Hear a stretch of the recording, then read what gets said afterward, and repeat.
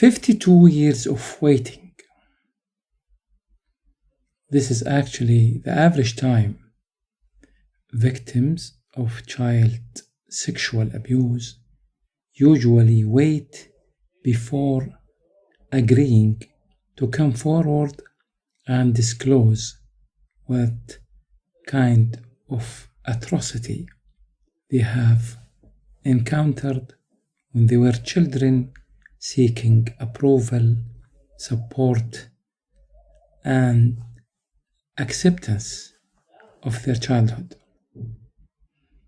It's actually very interesting to notice how the legal system in many countries around the world has failed to understand what the research about impact of abuse in general and abuse sexually can do to a child. Hello, my name is Fahad. I am here to talk to you about why is it very important for all of us to be able to act positively in the life of any victim of sexual child abuse we are living with. And first of all, I would like to highlight a study done that traced 216 child who has been sent to emergency rooms in hospitals due to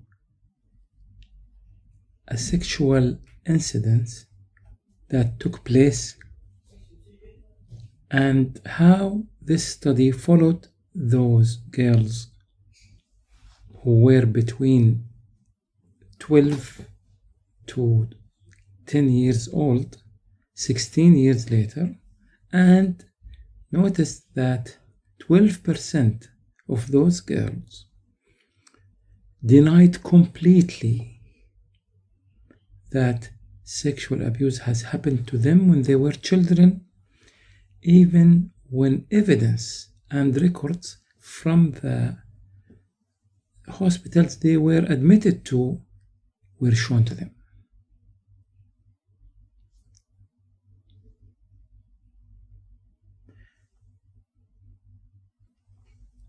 There are a lot of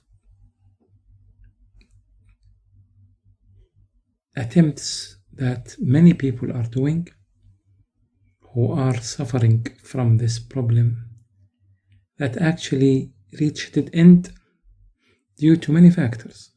I will mention few of them. One of them is sensation of shame, which actually has been evident in males compared to females as it comes to how would this male allow someone else to sexually harass or rape. Being a part of a family that has been regularly suffering from domestic violence, constant beating, shouting, cursing, or someone is been regularly drinking or using drugs, or even if the regular impression that activities of such a family has reflected on all members that there is no support that anyone would get when they are in trouble. These impressions are contributing into delaying disclosing any sexual assault that a child might encounter in their childhood. The devastating results of delaying the disclosure is that the victims have to live with this tragedy by themselves and try to find ways to dilute pain that comes by living on daily basis in a risky place that outsiders calls home. For victims, the home that this sexual assault took place is never safe. And this is what actually changes everything around them. Their attitude about parents, their attitude about their own gender, if the perpetrator was from the same gender. For example, if the perpetrator was a female who was an adult against a child, then maybe this will lead the victim to hate all women because of that. And these changes persist as the toxic relationships that actually defines such a dysfunctional family keeps running on a daily basis. So decisions that will affect the future of this child will be mainly concerned about how to fight this toxic environment rather than being more beneficial to the victim. Some of victims might decide to leave the country, study abroad, get married soon. All these important decisions that are taken quietly with discussion with elder and those who have experienced similar decisions in their earlier life experiences can lead to informed decisions. But in this case, because the victim was supposed to handle the pain themselves in silence, it would be usually getting them in different types of problems that they are not ready for. So life skills that children learn gradually at their homes regarding handling themselves and dealing with reality cannot be transferred between elders and children in that specific home, because the victim is not willing to learn anything from those elders who actually assaulted him or her.